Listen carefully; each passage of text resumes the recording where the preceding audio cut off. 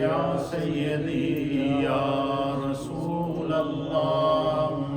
وعلی آلک وصحابک یا سیدی یا رحمتا للعالمین۔ حمد و صلاۃ کے بعد اللہ رب العالمین کا لاکھ لاکھ شکر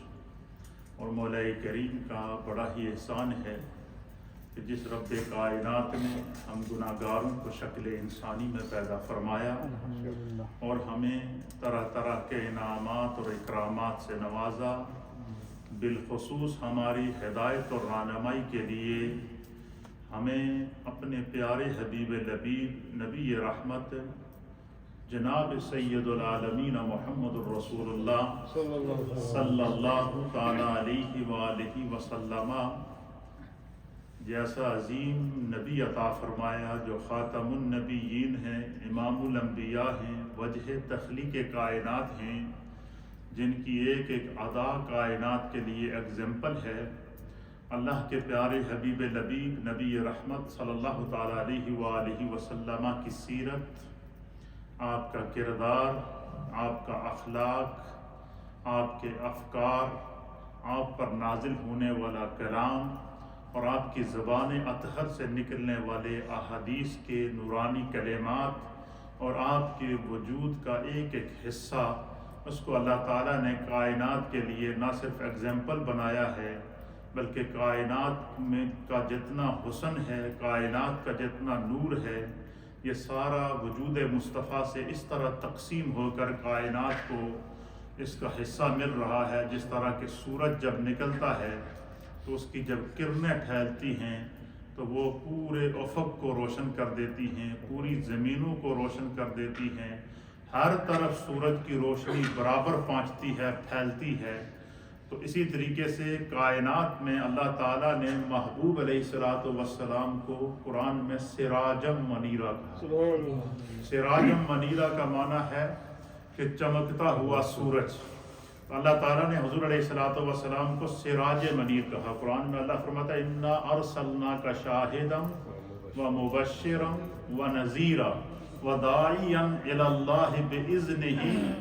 وَسِرَاجًا مُنِيرًا۔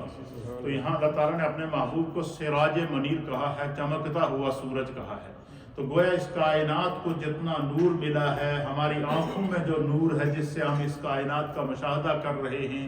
ہمارے چہروں کے اوپر جو نورانیت ہے، ہمارے دل کے اندر جو تقوی کا نور ہے، جو ایمان کا نور ہے، یہ سارے کے سارے نور مصطفیٰ کی کرنیں ہیں، جہاں جہاں پھیلتی ہیں، اور جس جس کو جتنا فیض ملا ہے، جس کو جتنے اپنے آقا سے محبت اور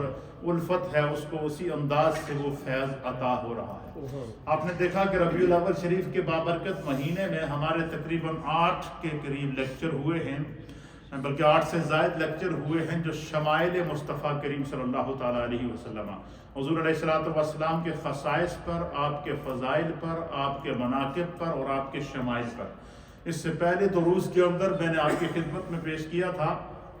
کہ اللہ تعالیٰ نے اپنے محبوب علیہ السلام کے جسم کے جو مختلف اعضاء ہیں ان کو قرآن کے اندر بڑے انداز محبت کے ساتھ بیان کیا ہے۔ جسم تو جسم ہے، حضور علیہ السلام کے جسم کے ساتھ لگنے والا جو لباس ہے، آپ جو چادریں پہنتے تھے، اللہ تعالیٰ یا ایھا المزمل کہہ کے مصطفیٰ کریم کی چادر کا ذکر فرما رہا ہے۔ آپ جو کمل اوڑھتے تھے، اللہ تعالیٰ اس کو یا ایھا المدثر کہہ کر کے اس کا ذکر فرما رہا ہے۔ میرے مصطفیٰ جو کپڑے پہنتے تھے، فَثِيَابَكَ فَطَهِّرْ کہہ کر کے اللہ تعالیٰ اس کا ذکر فرما رہا ہے۔ تو مصطفیٰ کے جسم کے ساتھ لگنے والے لباس کا اگر خداوند قدوس سے اتنی محبت اور پیرائی سے ذکر فرما رہا ہے تو خود وجود مصطفیٰ کا کیا عالم ہو۔ یہی وجہ ہے کہ ہمارے علماء اور محدثین نے لکھا ہے کہ اس وقت جو سرکار دو عالم صلی اللہ تعالیٰ علیہ وسلم جو اپنے مزار پر انوار کے اندر، اپنی قبر مبارک کے اندر موجود ہیں، اور حضور کے جسم کے ساتھ قبر کی جو مٹی ٹچ ہو رہی ہے، قبر کی وہ مٹی جو رسول اللہ صلی اللہ علیہ وسلم کے جسم کو چھو رہی ہے، علماء اور محدثین نے لکھا کہ وہ مٹی خانہ کعبہ سے بھی اور عرش الہی سے بھی افضل ہے۔ کیوں کہ اس مٹی کی نسبت براہ راست جسم مصطفیٰ کے ساتھ، تاکہ نبی علیہ السلام کے جسم کے ساتھ لگنے والی مٹی اس کا اگر یہ اس کی افضلیت اور اس کی فضیلت کا یہ عالم ہے تو خود وجود مصطفیٰ کا کیا عالم ہوگا. تو میں نے اس سے پہلے شمائل مصطفیٰ کریم صلی اللہ تعالیٰ علیہ وآلہ وسلم میں آپ کی خدمت میں چہرہ مصطفیٰ کا ذکر کیا تھا. آج ہم چونکہ شمائل کے بیان کو آج کے دن میں چاہ رہا ہوں کہ اس کو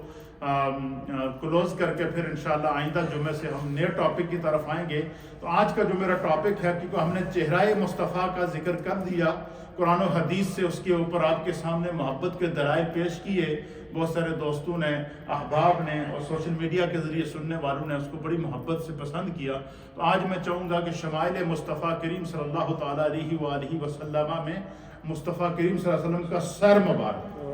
حضور علیہ الصلوۃ والسلام کی داڑھی مبارک، اور حضور علیہ الصلوۃ والسلام کے سر پر جو بال مبارک تھے، جو آپ کی زلفیں تھیں، ان کا ذکر کیا جائے. جو سرکار دو عالم صلی اللہ علیہ وسلم کے منہ مبارک ہیں، ان کی جو برکات ہیں ان کا ذکر کیا جائے. اور قرآن و حدیث کے اندر اور صحابہ اکرام سرکار دو عالم صلی اللہ علیہ وسلم کے بال مبارک، آپ کے منہ مبارک کو کس تعظیم کے ساتھ دیکھتے تھے، اور پھر صحابہ اکرام سرکار دو عالم صلی اللہ علیہ وسلم کے سر مبارک کے سراپے کو جس انداز سے بیان کیا، اور اللہ تعالیٰ نے خاص طور پر سر مصطفیٰ کا ذکر کیا، اور پھر خود حدیث کے اندر نبی علیہ الصلوۃ والسلام نے اپنے سر انور کا ذکر کیا. تو اس کے اوپر میں انشاءاللہ چند احادیث پیش کروں گا تاکہ جو ہے وہ ہمیں ایک تو محبت رسول نصیب ہوگی، دوسرا آج کے دور کے اندر جو منہ مبارک کی زیارت کرائی جاتی ہے اور پھر اس کی جو برکات ہیں وہ کیا ہیں، لیکن زیارت کے نام کے اوپر منہ مبارک کو جو ہے وہ اس کا جو مس یوز ہو رہا ہے، یہ کتنی خطرناک بات ہے. اور بعض لوگوں نے اس کو اتنا رواج بنا لیا ہے کہ وہ کہیں سے کوئی بال مل جائے تو کہتے ہیں یہ منہ مبارک ہے. تو کیا ایسی چیز کو حضور علیہ الصلوۃ والسلام کی طرف منسوب کرنا جو حضور کی طرف نہ ہو، اس کا شرعی حکم کیا ہے؟ اس حوالے سے انشاءاللہ میں چند معروضات آپ کی خدمت میں پیش کروں گا. اللہ رب العالمین ہمیں محبت رسول، مقام مصطفیٰ، عظمت مصطفیٰ اور رفعت مصطفیٰ کو سمجھنے کی توفیق عطا فرمائے. اللہ تعالیٰ نے اپنے حبیب علیہ الصلوۃ والسلام کے چہرہ انور کی قسم سورہ والضحیٰ کے اندر کھائی ہے. فرمایا والضحیٰ، چہرہ انور کی قسم یا چڑھتے ہوئے سورج کی قسم. تو علماء اور محدثین نے لکھا ہے کہ جس طرح سورج نکلتا ہے تو اس کی روشنی پھیلتی ہے تو کائنات منور ہو جاتی ہے، اسی طرح اللہ تعالیٰ نے چہرہ مصطفیٰ کریم کی قسم کھائی ہے کہ چہرہ جیسے حضور علیہ الصلوۃ والسلام کی ولادت باسعادت ہوئی تو آپ کے چہرے سے نکلنے والے انوار نے پوری کائنات کو منور کیا. اور اسی کی دوسری آیت کے اندر اللہ تعالیٰ فرماتا ہے واللیل، آپ کی زلف عنبری کی قسم. حضور علیہ الصلوۃ والسلام کے سر کے بالوں کی اللہ نے قسم کھائی ہے، زلف عنبری کی قسم کھائی ہے. اور اس کا ایک معنی مفسرین نے کیا ہے کہ رات کی قسم، اور فرمایا کہ اگر اس کا معنی رات کی قسم کیا جائے تو اس رات سے مراد بھی وہی رات ہے جس رات کو سرکار دو عالم صلی اللہ تعالیٰ علیہ وسلم کی ولادت ہوئی. اور اگر والضحیٰ کا معنی دن کی روشنی کیا جائے تو اس کا معنی بھی چہرہ مصطفیٰ ہے کہ وہ دن ہے جس دن اللہ تعالیٰ نے اپنے محبوب کو دنیا کے اندر پیدا فرمایا. تو قرآن کریم میں اللہ تعالیٰ نے محبوب علیہ الصلوۃ والسلام کے بالوں کا ذکر، آپ کی زلف عنبری کا ذکر اس صورت کے اندر کیا. اسی طریقے سے حضرت مولا کائنات سیدنا علی المرتضیٰ کرم اللہ وجہہ الکریم اور حضرت سیدنا ہند بن حالہ تمیمی رضی اللہ تعالی عنہما، آپ نبی اکرم صلی اللہ تعالی علیہ وآلہ وسلم کے سر انور کا سراپا بیان کرتے ہیں. آپ فرماتے ہیں کہ اللہ تعالیٰ نے حضور علیہ نبی علیہ الصلوۃ والسلام کو جس طرح چہرہ خوبصورت عطا فرمایا تھا، اسی طرح اپنے محبوب کو جو سر مبارک عطا فرمایا تھا، یہ بھی کائنات کا سب سے حسین، سب سے وجی اور سب سے عظیم سر عطا فرمایا. مولا کائنات حضرت سیدنا علی المرتضیٰ رضی اللہ تعالی عنہ، آپ حضور علیہ الصلوۃ والسلام کے سر انور کا حسن بیان کرتے ہوئے فرماتے ہیں، آپ فرماتے ہیں کان عظیم الحامت، کہ حضور علیہ نبی علیہ الصلوۃ والسلام کا جو سر انور تھا یہ بہت ہی عظیم تھا اور عظمت والا سر تھا. آپ دیکھیں کہ ہم دنیا میں اگر کوئی بندہ کسی کو کہتا ہے تو کہتا ہے جی فلاں شخص بڑا سر بلند ہو گیا ہے، یہ ہم کہتے ہیں یا نہیں کہتے ہیں، یا فلاں شخص کا سر بڑا اونچا ہو گیا ہے. اسی طرح اللہ کے حبیب علیہ الصلوۃ والسلام نے خود فرمایا، حضور نے فرمایا جب میدان محشر لگے گا تو میں اپنے سر کو سجدے میں رکھ لوں گا اور پھر سرکار نے اس خوبصورت انداز کو بیان فرمایا. سر کو سجدے میں رکھنے کا منظر بھی خود میرے مصطفیٰ بیان کراتے ہیں, اور جس اعزاز اور اکرام کے ساتھ اللہ تعالیٰ محبوب کو فرمائے گا کہ اپنے سر کو اٹھائیے, حضور نے اس منظر کو بھی بیان فرمایا. تو جس طرح سرکار دو عالم صلی اللہ علیہ وسلم کا پورا وجود مبارک کائنات میں اس کی کوئی مثال نہیں ہے, اسی طرح سرکار دو عالم صلی اللہ علیہ وسلم کے چہرہ انور کی کائنات میں کوئی مثال نہیں ہے, آپ کی ید اللہ والے ہاتھوں کی کائنات میں کوئی مثال نہیں ہے, آپ کے کانوں اور آپ کے ناک اور آپ کے ہونٹوں کی کائنات کے اندر کوئی مثال نہیں ہے, آپ کے قدمین کی کائنات کے اندر کوئی مثال نہیں ہے. تو اللہ کے حبیب علیہ الصلوۃ والسلام کے سر مبارک کو برائے کائنات فرماتے ہیں کہ اللہ نے اپنے حبیب کو عظیم سر عطا فرمایا تھا, ہمیشہ سر بلند رکھا ہے. اور محدثین اکرام نے لکھا کہ انسان کی فضیلت, اس کی قدر و منزلت, اس کا عقل و شعور اور اس کی سوچ اور فکر کا تعلق بھی سر سے ہوتا ہے, کیونکہ سر کے اندر دماغ ہوتا ہے اور دماغ کے اندر سوچ ہوتی ہے. اور اللہ تعالیٰ نے ہمارے محبوب علیہ الصلوۃ والسلام کو جو سر انور عطا فرمایا تھا اور اس سر کے اندر جو دماغ عطا فرمایا تھا, اس کے اندر دنیا کی پوری ساتوں زمینوں کے نقوش اور کائنات کے تمام جو ہے وہ تغیرات, تبدلات اور علوم بھی موجود تھے, اور پھر ساتوں آسمانوں کے علوم بھی موجود تھے. اور پھر اللہ تعالیٰ نے اسی ذہن کے اوپر, اسی فکر کے اوپر, اسی خیال کے مطابق, اسی سوچ کے مطابق خداوند قدوس نے آپ کے وجود پر شریعت اسلامی کی بنیاد رکھی. شریعت اسلامی کی عمارت کو اللہ تعالیٰ نے قائم کیا ہے اور قیامت تک یہ قائم اور دائم رہے گی. فرمایا جس طرح اللہ تعالیٰ نے آپ کو سر انور عطا فرمایا تھا, اس کی اتنی بڑی عظمت تھی, اسی طریقے سے اللہ تعالیٰ نے آپ کو قوت حافظہ بھی عطا فرمائی تھی. اسی طرح کہ اللہ تعالیٰ نے آپ کو پاکیزہ اور عظیم سوچ اور تصور اور تخیل بھی عطا فرمایا تھا. اور پھر اس سوچ اور تخیل کے بعد جو بات اپنے منہ سے نکالتے تھے, اللہ اکبر, خود رب کریم نے وحی کے ذریعے فرما دیا, وَمَا يَنْتِقُ عَنِ الْهَوَىٰ إِنْ هُوَ إِلَّا وَحْيٌ يُوحَىٰ. فرمایا محبوب اپنی مرضی سے کوئی بات منہ سے نکالتے ہی نہیں, ساری کی ساری اللہ کی طرف سے ان کو القاء ہوتی ہے. حضور اللہ نبینا علیہ الصلوۃ والسلام اپنے سر انور کی عظمت کا اظہار اس طرح کرتے ہیں کہ جب محشر کا میدان ہوگا, رب تعالیٰ کی بارگاہ میں سفارش کرنے کے لیے تمام انبیاء اکرام حاضر ہوں گے, اور تمام انبیاء اکرام جلال الہی کی وجہ سے سبب اور شفاعت نہیں کریں گے. جو بھی ان کے پاس جائے گا اور وہ یہی کہے گا کہ اذهبوا الى غیری, اذهبوا الى غیری. حضرت آدم علیہ نبینا علیہ الصلوۃ والسلام کے سے لے کر حضرت سیدنا عیسیٰ علیہ نبینا علیہ الصلوۃ والسلام تک ہر نبی کے پاس شفاعت کے لیے ان کی امتیں جائیں گی. پھر آخر میں سب جب سرکار دو عالم صلی اللہ علیہ وسلم کے پاس آئیں گے تو حضور علیہ نبینا علیہ الصلوۃ والسلام خود بیان فرماتے ہیں کہ پھر کیا ہوگا. حضور فرماتے ہیں کہ میں اپنے سر مبارک کو اللہ کے سامنے سجدے میں گرا دوں. کیا کروں گا؟ اپنے سر کو سجدے میں رکھوں گا. پھر حضور فرماتے ہیں کہ میرا رب جب میرے سر کو سجدے میں دیکھ کر اپنی حمد و ثنا اور اپنی تسبیح اور تحلیل میری زبان سے سنے گا, اور میرے عجز و نیاز کو اور تمام امتوں کے اہل ایمان کے غم کو اور ان کی شفاعت کے غم کو, جب جو میرے دل کے اندر, جو دماغ کے اندر, جو تصور کے اندر, جو تخیل کے اندر اللہ نے پیدا کیے ہیں, جب خدا بند قدوس ان کو دیکھے گا تو حضور فرماتے ہیں, اللہ فرمائے گا یا محمد ارفع راسک, اے میرے محبوب ذرا اپنے سر کو تو اٹھائیے. تو محشر میں بھی اللہ تعالیٰ حضور کو سر بلند کرے گا. جس طرح خدا نے مصطفیٰ کو دنیا میں اپنے سر کی وجہ سے کائنات میں سر بلند کیا تھا, اسی طریقے سے اللہ کے حبیب علیہ الصلوۃ والسلام کے سر کے اوپر جو بال ہیں ان زلفوں کا بھی خدا ذکر فرماتا ہے. صحابہ اکرام نے حضور علیہ الصلوۃ والسلام نے حج اور عمرے کے دوران جو بال مبارک حلق کرائے اس کا بھی ذکر کیا ہے.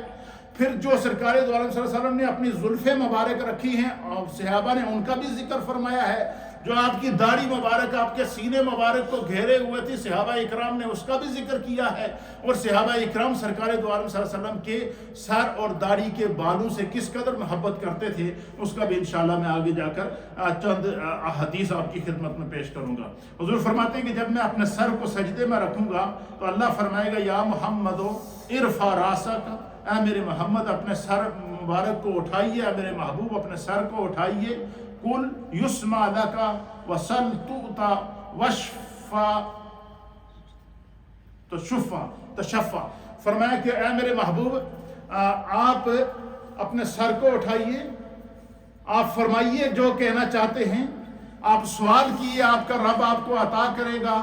آپ شفاعت کیجئے، آپ کا رب آپ کی شفاعت کو قبول کرے گا۔ حضور فرماتے ہیں کہ میں پھر حضرت آدم علیہ السلام سے لے کر اپنی امت تک کے ہر گناہگار امتی جو صاحب ایمان ہے اس کی شفاعت کروں۔ پھر ایک روایت کے مطابق حضور فرماتے ہیں میں سر کو سجدے میں رکھوں گا، اللہ فرمائے گا اپنے سر کو اٹھائیے، آپ کی امت کا 1/3 حصہ میں نے اس کی شفاعت آپ کی دعا کی برکت سے اس کو بخش دیا ہے۔ حضور فرماتے ہیں میں پھر بھی سر کو نہیں اٹھاؤں گا۔ حضور فرماتے ہیں پھر اللہ فرمائے گا محبوب اپنے سر کو اٹھائیے، آپ کی آدھی امت کی بخشش کر دی گئی ہے۔ حضور فرماتے ہیں میں پھر بھی سر کو سجدے میں رکھے ہوں گا۔ پھر مجھ سے فرمایا جائے گا اللہ فرمائے گا کہ محبوب ارفع راسک، اپنے سر کو اٹھائیے، آپ کو 3 حصے آپ کی امت کی بخشش کر دی گئی ہے۔ حضور فرماتے ہیں میں پھر بھی سر کو نہیں اٹھاؤں گا۔ پھر حضور فرماتے ہیں کہ اللہ فرمائے گا کہ میرے محبوب آپ اپنے سر مبارک کو اٹھائیے، آپ کے جو ہے وہ ساری امت کو بخش دیا جائے گا۔ حضور فرماتے ہیں اس وقت میں فخر و انبساط کے ساتھ خوشی کے ساتھ اپنے سر مبارک کو اٹھاؤں گا۔ تو حضور علیہ السلام کے سر انور کو خود سرکار دو عالم صلی اللہ تعالیٰ علیہ وآلہ وسلم نے بیان فرمایا۔ پھر اسی طریقے سے اللہ کے حبیب علیہ السلام کے جو سر پر بال مبارک تھے، آپ کی زلفیں مبارک آپ کے یہاں گردن تک کندھے تک ہوتی تھی، اور یہ زلفیں آپ نے رکھی ہیں۔ اس کے علاوہ جب آپ نے حجۃ الوداع فرمایا تو آپ نے اپنے سر کا حلق کرایا اور سارے بال آپ نے کیا کروا دیے،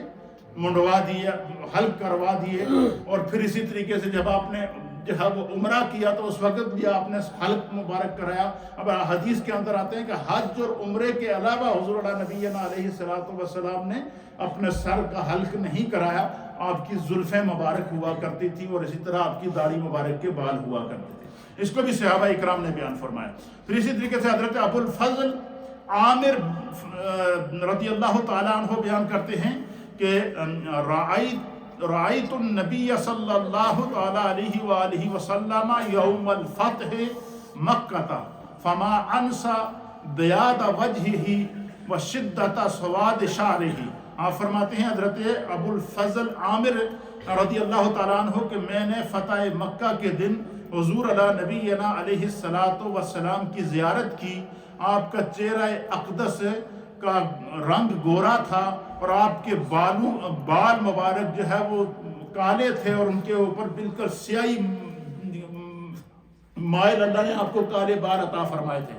پھر آپ فرماتے ہیں کہ سرکار دو عالم صلی اللہ تعالیٰ علیہ وسلم کی بالوں کی کیفیت کیا تھی؟ فرمایا کہ آپ کے بال مبارک نہ بالکل سیدھے تھے، نہ زیادہ گھنگریالے تھے، اور متوسط قسم کے اور بہت ہی خوبصورت قسم کی آپ کی زلفیں ہوتی تھی جو یہاں کندھوں تک ہوتی۔ یہاں تک زلفیں رکھنا یہ سرکار دو عالم صلی اللہ علیہ وسلم کی سنت ہے۔ کئی لوگ ہیں جو اپنے بالوں کو اتنا لمبا کر دیتے ہیں کہ جیسے عورتوں کے بال ہوتے ہیں، تو عورتوں کی مشابہت سے بال رکھنا یہ جائز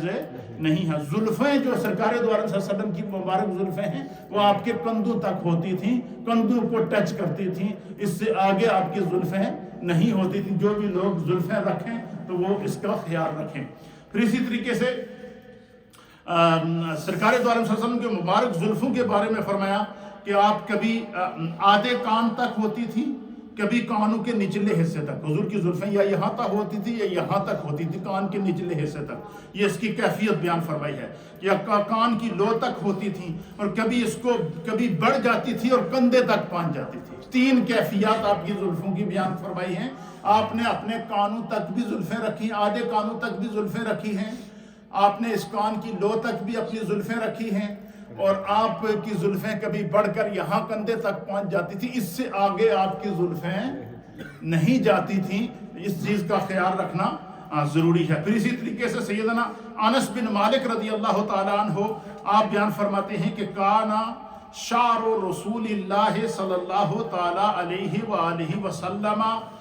رجالا لیس بالسبیت۔ فرمایا کہ سرکار دو عالم صلی اللہ علیہ وسلم کے جو منہ مبارک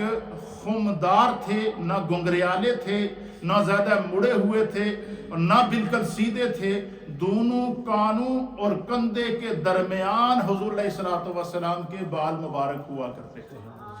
یہ اس کیفیت کو بیان فرمایا۔ پھر فرمایا کہ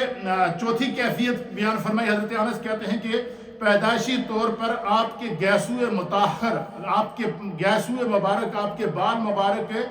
مطہر ایسے ترتیب دار تھے کہ کنگھی کرنے کی ضرورت ہی نہ پڑتی تھی۔ اللہ تعالیٰ نے قدرتی طور پر سرکار دو عالم صلی اللہ علیہ وسلم کو ایسے بال عطا فرمائے تھے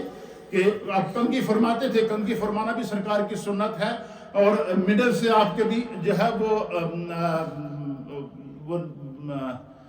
کیا کہتے ہیں اس کو لائن بھی بنا لیا کرتے تھے، ایک راستہ بھی بنا لیا کرتے تھے، دونوں طرف سے بالوں کو اوپر کیا کرتے تھے۔ تو فرماتے ہیں کہ لیکن اس کیفیت میں ہوتے تھے کہ کبھی کنگھی کرنے کی ضرورت نہ پڑے، پھر بھی قدرتی طور پر اللہ تعالیٰ کی طرف سے آپ کے بالوں کی اس طرح کی سیٹنگ کی گئی تھی۔ پھر فرماتے ہیں تاہم سنت بنانے کے لیے حضور علیہ نبینا علیہ السلام اپنے بالوں کو دھوتے تھے، ان کو کنگھی کرتے تھے، ان کو تیل لگایا کرتے تھے سرکار دو عالم صلی اللہ تعالیٰ علیہ وسلم نے۔ پھر فرمایا برکت حاصل کرنے کے لیے کبھی کبھی امہات المؤمنین جو آپ کی ازواج مطہرات تھیں، وہ بھی سرکار دو عالم صلی اللہ علیہ وسلم کے بال مبارک سیٹ کیا کرتی تھیں، آپ کو کنگھی کیا کرتی تھیں۔ پھر اسی طریقے سے بالوں کے مبارک بالوں کے درمیان حضرت انس بن مالک کہتے ہیں کہ آپ کبھی کبھی اپنے مبارک بالوں کے درمیان مانگ نکالا کرتے تھے۔ ایک مانگ ہوتی ہے، ایک سفید سی لائن ہوتی ہے، جب دونوں طرف سے نکالیں کبھی مانگ بھی نکالا کرتے تھے، یہ بھی سرکار دو عالم صلی اللہ علیہ وسلم۔ اسی لیے اعلیٰ حضرت امام اہل سنت آپ نے فرمایا کہ لیلۃ القدر میں مطلع الفجر حق، مانگ کی استقامت پہ لاکھوں سلام۔ اعلیٰ حضرت حضور علیہ السلام کی مانگ کی استقامت پہ لاکھوں سلام۔ جو سر میں آپ مانگ نکالا کرتے تھے، اعلیٰ حضرت نے اس پر بھی سلام بھیجا۔ پھر اسی طریقے سے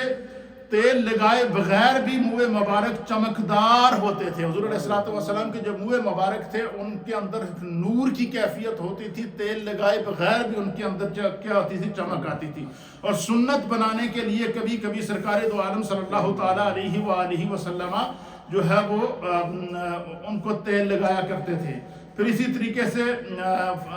فرماتے ہیں کہ یاد رہے کہ مرد کو کندھوں سے نیچے تک بال رکھنا حرام ہے، یہ بات یاد رکھیے۔ بعض لوگ کہتے ہیں یہاں تک بال نیچے رکھے ہوتے ہیں کندھوں سے نیچے، وہ کہتے ہیں یہ سنت ہے، یہ سنت نہیں ہے۔ حضور علیہ السلام کے جو بال مبارک زلفیں مبارک تھیں، اس کی 3 کیفیات حضرت علی نے، حضرت انس بن مالک نے، اور اسی طرح قاضی عیاض رحمۃ اللہ علیہ نے شفا شریف کے اندر بیان فرمائی ہیں کہ آپ کی زلفیں یا آدھے کان تک ہوتی تھیں یا کان کی اس لو تک ہوتی تھی، اور بہت حد تک اگر آپ اپنے بالوں کو لمبا کرتے تو یہاں کندھے تک ہوتی تھی، اس سے آگے آپ کی زلفیں نہیں ہوتی تھی۔ اس سے آگے جو ہے زلفیں رکھنا یہ عورتوں کی مشابہت کے اندر آتا ہے۔ تو یہ جو لوگ لمبے بال رکھتے ہیں اور نیچے کندھوں سے نیچے ان کے بال پڑے رہتے ہیں، یہ خلاف سنت ہیں۔ آپ فرماتے ہیں یاد رہے کہ کندھوں سے نیچے بال رکھنا یہ حرام ہے۔ اسی طرح مرد کے لیے بالوں کو جو ہے وہ جس طریقے سے یہ چٹیا باندھتے ہیں یا عورتیں بالوں کو گدواتی ہیں، اس طرح بالوں کو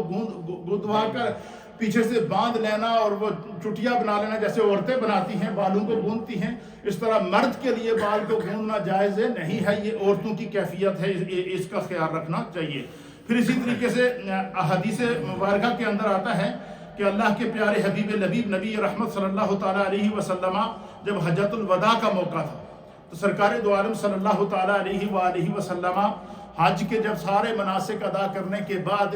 جب آپ جو ہے وہ قربانی کرنے کے بعد، جس وقت سرکار دو عالم صلی اللہ تعالیٰ علیہ وسلم آپ مینا کے اندر آپ نے جو ہے وہ اپنے بال مبارک پر حلق کرانا چاہا، تو اس کیفیت کو صحابہ اکرام نے بیان فرمایا ہے، اور حضرت انس بن مالک نے بھی اس کیفیت کو بیان فرمایا ہے، قاضی عیاض مالکی رحمۃ اللہ علیہ نے اس کو بیان فرمایا ہے، شمائل ترمذی کے اندر بھی وہ کیفیت بیان ہوئی ہے۔ وہ کیا کیفیت ہے؟ آپ بیان فرماتے ہیں کہ سرکار دو عالم صلی اللہ تعالیٰ علیہ وسلم کے بال مبارک کی حجامت کرنے کا شرف جن صحابہ اکرام کو حاصل ہوا وہ 2 صحابہ تھے۔ کون تھے؟ 2 صحابہ تھے، اور ان میں سے ایک کا نام تھا حضرت معمر بن عبداللہ عدوی رضی اللہ تعالیٰ عنہ۔ یہ وہ عظیم صحابی ہیں کہ جنہوں نے حجۃ الوداع کے موقع پر سرکار دو عالم صلی اللہ علیہ وسلم کا حلق مبارک کیا تھا، اور ان کو یہ سعادت حاصل ہوئی۔ پھر اسی طریقے سے ایک اور صحابی تھے جن کا نام تھا حضرت خراش بن امیہ رضی اللہ تعالیٰ عنہ. یہ بھی سرکار دو عالم صلی اللہ تعالیٰ علیہ وسلم کے بال مبارک کو عمرۃ القضاء کے موقع پر انہوں نے سرکار دو عالم صلی اللہ علیہ وسلم کے بال مبارک کو جو ہے وہ حلق کیا تھا. پھر اسی طریقے سے عمرۃ القضاء کے موقع پر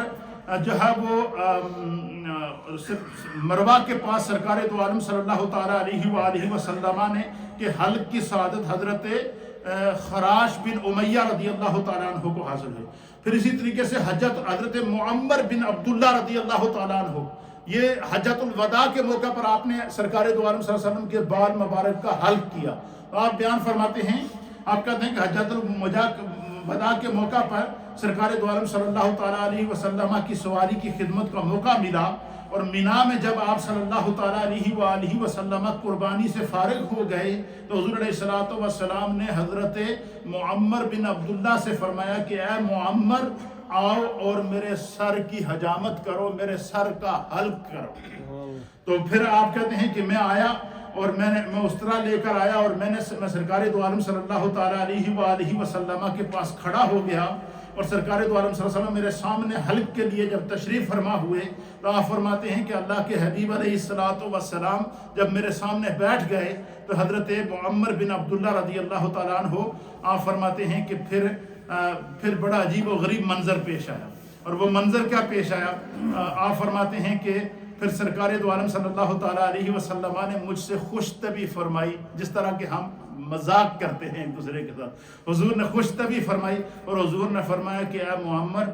اللہ کے حبیب علیہ السلام نے ان کو مخاطب کر کے فرمایا کہ اے معمر، آج اللہ کے رسول نے اپنا سر اور اپنی گردن تیرے استرے کے سامنے رکھ دی.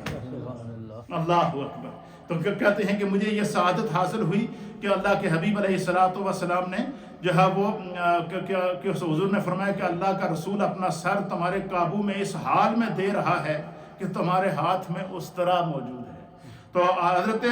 معمر بن عبداللہ کہتے ہیں کہ ہم سرکار دو عالم صلی اللہ علیہ وسلم کی جس وقت میں حلق کر رہا تھا تو میں نے بڑا عجیب و غریب منظر دیکھا کہ سرکار دو عالم صلی اللہ علیہ وسلم کے بال مبارک جیسے ہی میں حلق کر کے اتارتا تھا تو میرے گرد صحابہ اکرام حلقہ باندھے کھڑے تھے، اور حضور علیہ السلام کے سر سے اترنے والے بالوں کو صحابہ اکرام محبت سے اپنے ہاتھوں پر اٹھاتے تھے. پھر ان تمام بالوں کو جمع کیا گیا. جمع کرنے کے بعد حضور نے فرمایا کہ ان بالوں کو صحابہ اکرام کے اندر تقسیم فرمایا. صحابہ اکرام ان منہ مبارک کو بطور تبرک اپنے پاس رکھتے تھے. پھر ایک روایت کے مطابق حضرت خالد بن ولید رضی اللہ تعالیٰ عنہ کے پاس ایک منہ مبارک تھا جو انہوں نے اپنی ٹوپی کے اندر ہمیشہ تعویذ کے طور پر سی کے رکھا ہوتا تھا. اور آپ فرماتے ہیں جب بھی میں حضور نبینا علیہ السلام کے منہ مبارک کی ٹوپی پہن کر جس جنگ میں جاتا خدا مجھے اس پر فتح عطا فرماتا. پھر اسی طریقے سے اللہ کے حبیب علیہ السلام کے وہ منہ مبارک صحابہ اکرام نے کیا کیا، جو ہے وہ آپس میں جو ہے وہ سرکار دو عالم صلی اللہ علیہ وسلم کے حکم کے مطابق ان کو تقسیم کیا. پھر آپ فرماتے ہیں حضرت معمر بن عبداللہ اور حضرت ابو طلحہ رضی اللہ تعالیٰ عنہ بیان فرماتے ہیں، آپ فرماتے ہیں کہ سرکار دو عالم صلی اللہ تعالیٰ علیہ وسلم کے پسینے کی جس طرح خوشبو اس طرح ہوتی تھی جیسے عطر کی خوشبو ہے یا کستوری کی خوشبو ہے، اسی طرح سرکار دو عالم صلی اللہ علیہ وسلم کے بال آپ کے منہ مبارک کی بھی خوشبو ہوتی تھی، اس کی بھی خوشبو ہوتی تھی. اور سرکار دو عالم صلی اللہ علیہ وسلم کے منہ مبارک کو ہم تبرک کے طور پر اپنے پاس رکھتے تھے. پھر بعض صحابہ اکرام رضوان اللہ تعالیٰ علیہم اجمعین نے ان منہ مبارک کو، ان سرکار دو عالم صلی اللہ علیہ وسلم کے بال مبارک کو اس قدر سنبھال کے رکھا کہ انہوں نے اپنی اولادوں کو وصیت کی ہے کہ جس وقت ان کو دفن کیا جائے اور ان کو کفن ڈالا جائے تو ان سرکار دو عالم صلی اللہ علیہ وسلم کے منہ مبارک کو یا تو ان کی آنکھوں پر رکھ دیا جائے یا ان کے سینے پر رکھ دیا جائے. تو صحابہ اکرام نے اس طرح بھی پھر بعض صحابہ اکرام کو حضور نبینا علیہ السلام نے اپنے ناخون کاٹ کر دیے، اور وہ ناخون بھی صحابہ نے اپنے پاس بطور تبرک رکھے ہیں. اور حضرت امیر معاویہ رضی اللہ تعالیٰ عنہ کے بارے میں مشہور ہے کہ ان کے پاس سرکار دو عالم صلی اللہ علیہ وسلم کے ناخون مبارک موجود تھے، اور انہوں نے وصیت کی تھی کہ اسے میرے کفن کے اندر، میرے سینے کے اندر رکھ دیا جائے. پھر اسی طریقے سے اللہ کے پیارے حبیب لبیب نبی رحمت صلی اللہ تعالیٰ علیہ وسلم نے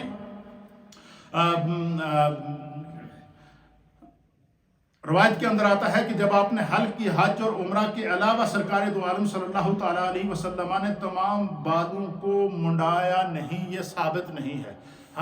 عمرہ کے موقع پر آپ نے تمام بالوں کو منڈایا اور حج کے موقع پر آپ نے تمام بالوں کو منڈایا،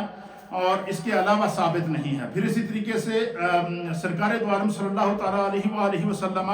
جب ناخن ترشواتے تو ان کو بھی صحابہ اکرام کے اندر بعض دفعہ تقسیم کرتے۔ ایک روایت کے مطابق حضور علیہ الصلوۃ والسلام کے بال مبارک اور آپ کے ناخن مبارک کو جب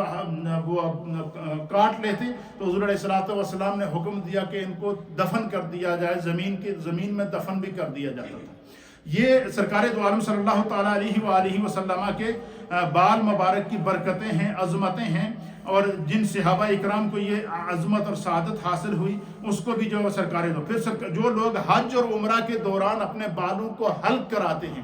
حضور علیہ الصلوۃ والسلام نے 3 مرتبہ ان کی مغفرت کی دعا فرمائی۔ حضور نے فرمایا کہ جو لوگ حج کرنے کے بعد یا عمرہ ادا کرنے کے بعد حلق کراتے ہیں، اپنے تمام بالوں کو جو ہے وہ کٹوا دیتے ہیں، حضور علیہ الصلوۃ والسلام نے ان کی مغفرت کی 3 دفعہ دعا کی ہے۔ اور پھر ایک دفعہ آپ نے قصر کرنے والوں کے لیے دعا فرمائی ہے کہ جو پورے بال نہیں کٹواتے لیکن چند بال بطور قصر کٹوا دیتے ہیں، جیسے کہ خواتین کے لیے حکم ہے کہ وہ حج اور عمرہ کرنے کے بعد اپنے بالوں کو کیا کریں گی، قصر کریں گی، تو ان کے لیے بھی سرکار دو عالم صلی اللہ علیہ وسلم نے یہ دعا فرمائی ہے۔ پھر اسی طریقے سے اللہ کے پیارے حبیب لبیب نبی رحمت صلی اللہ تعالیٰ علیہ وسلم کی یہ تمام جو ہے وہ منہ مبارک جو صحابہ اکرام آپس میں تقسیم کر کے اپنے پاس بطور تبرک رکھتے تھے، لیکن یہ بات یاد رکھیے گا کہ صحابہ اکرام نے کبھی بھی سرکار دو عالم صلی اللہ تعالیٰ علیہ وسلم کے منہ مبارک کو جو ہے وہ یہ اتنا نازک مسئلہ ہے کہ آج کل جس طرح منہ مبارک کا رواج ہے کہ لوگوں کے اندر مختلف انداز سے جو ہے وہ کئی لوگ کہتے ہیں کہ ہمارے پاس منہ مبارک موجود ہے، تو ہمارے علماء اور محدثین نے لکھا ہے کہ جس طرح حضور نبینا علیہ الصلوۃ والسلام کی حدیث بیان کرنے میں احتیاط کرنی چاہیے اور اس کی سند اور اس کی صحیح ہونے اور اس کی جو ہے وہ اس کو بیان کرنے میں احتیاط کرنی چاہیے، اسی طرح اگر کسی کو معلوم نہیں کہ یہ سرکار دو عالم صلی اللہ علیہ وسلم کا منہ مبارک ہے اور خواہ مخواہ اس کو منہ مبارک بنا کر بیچ رہا ہے یا منہ مبارک بنا کر اس کو جو ہے وہ لوگوں کی زیارت کے لیے جو ہے وہ جمع کر رہا ہے۔ آج کل ایک مصیبت یہ آ گئی ہے کہ لوگوں نے منہ مبارک کے نام سے مجالس کا اہتمام کیا ہے، لوگوں نے منہ مبارک کے نام سے جو ہے وہ مردوں کے الگ گروپ بنے ہوئے ہیں، خواتین کے الگ گروپ بنے ہوئے ہیں اور کہتے ہیں کہ یہ منہ مبارک ہے، پھر اس کے اوپر پیسے بھی دیے جاتے ہیں۔ اس کا شرعاً یہ سرکار دو عالم صلی اللہ تعالیٰ علیہ وآلہ وسلم کے نام پر اگر کوئی اس طرح فراڈ کر رہا ہے تو یہ اس طرح ہے کہ حضور علیہ الصلوۃ والسلام نے فرمایا کہ من کذب علیہ متعمدا، جس شخص نے میری طرف کوئی ایسی بات منسوب کی جو جھوٹ تھا، مثلا اگر کسی نے یہ کہہ دیا، اگر لوگ منہ مبارک کو پھیرتے ہیں کہ آپ ان سے پوچھیں کہ تمہارے پاس کہاں سے آیا، مجھے فلاں نے دے دیا تھا، مجھے فلاں نے دے دیا تھا، فرمایا کہ جس طرح حضور نبی علیہ السلام کی حدیث کی سند حضرت سیدنا ابوبکر صدیق رضی اللہ تعالیٰ عنہ ساری زندگی حضور کے ساتھ رہے، سب سے پہلے ایمان لائے اور آپ سے سب سے کم حدیثیں روایت ہیں۔ آپ سے پوچھا گیا کہ آپ سے کم حدیثیں روایت کیوں ہیں؟ آپ فرماتے ہیں میں احتیاط کرتا ہوں کہ میرے منہ سے کوئی ایسی بات نہ نکل جائے جو سرکار نے نہ کی ہو اور میں کہہ دوں کہ یہ حدیث ہے۔ اور حضور نے فرمایا کہ جو بندہ میری طرف ایسی بات کو منسوب کرے گا جس کا تعلق مجھ سے نہیں ہے، وہ اپنا ٹھکانہ جہنم بنا لے۔ اس لیے یہ جو اگر کسی کے پاس منہ مبارک ہے، اس سے بڑی سعادت اور کیا ہے، لیکن اگر اس کا کوئی ثبوت موجود نہیں ہے تو اور پھر اس کے لیے مجالس کا اہتمام کر کے باقاعدہ اس کے اوپر چندے جمع کیے جا رہے ہیں، یہ سرکار دو عالم صلی اللہ تعالیٰ علیہ وآلہ وسلم کے منہ مبارک کی توہین ہے۔ اللہ تعالیٰ ہمیں ایسی توہین سے بچائے، اور جس کو منہ مبارک مل جائے اس سے بڑی سعادت اور کیا ہو سکتی ہے۔ اللہ تعالیٰ ہمیں دین کو سمجھنے کی توفیق عطا فرمائے۔